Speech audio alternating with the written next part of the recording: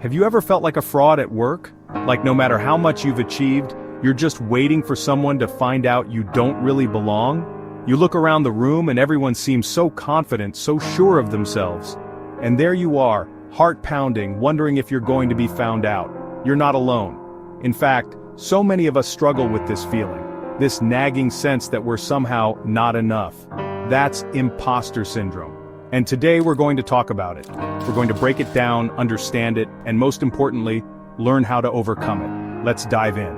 That voice inside your head that whispers, "You're not good enough," even when you've just accomplished something amazing, that's imposter syndrome, my friends. It's that persistent feeling that you're not as competent as others think you are. It's like there's this disconnect between your accomplishments and how you feel about yourself. You achieve something, you check something off the list, and instead of feeling that sense of pride, that sense of accomplishment, you hear that voice, "Just got lucky this time." And here's the thing about imposter syndrome, it doesn't discriminate. It doesn't matter if you're a student just starting out, a seasoned professional climbing the corporate ladder, or even a CEO running a Fortune 500 company. This self-doubt can creep in and steal your joy, your confidence, your sense of belonging. Think about it. You ace a project at work, the one everyone thought would be impossible.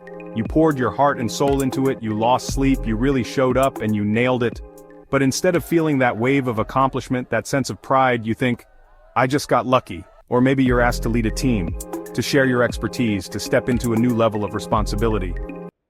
Imposter syndrome isn't a one-size-fits-all experience. It shows up in different ways for different people. So let's explore some of the common faces of imposter syndrome.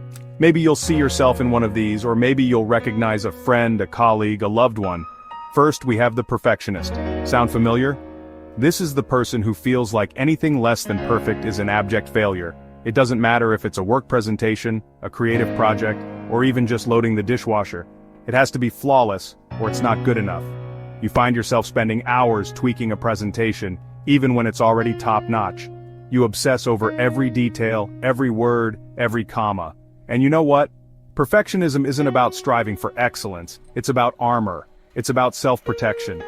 Because if we never let ourselves be vulnerable, if we never put anything less than perfect out into the world, then we can't be judged, right? Okay, so we've talked about what imposter syndrome is, and we've explored some of its different forms. How do we quiet that inner critic and start living and leading with more confidence and authenticity? The first step, and this is a big one, is to reframe your thoughts. Instead of thinking, "I'm not qualified," tell yourself, "I'm learning and growing." Embrace the journey, my friends. Embrace the challenges, because it's in those moments of discomfort, those moments when we're stretching ourselves beyond our comfort zones, that we truly grow. I remember when I was first asked to give a TED Talk, I was terrified. I mean, truly terrified. I thought, why me? I'm not an expert on this. There are so many other people more qualified. But then I took a deep breath, and I reminded myself of my years of research, my passion for this work, and how much I truly believed that my story could help others. And you know what? It did. Another powerful tool in our arsenal is keeping a win journal. This is exactly what it sounds like. A dedicated space where you write down your achievements, big and small. It could be a successful presentation, a positive performance review, a challenging project you completed, or even just a moment when you advocated for yourself. Over time, this journal becomes tangible evidence of your competence, your resilience, your growth.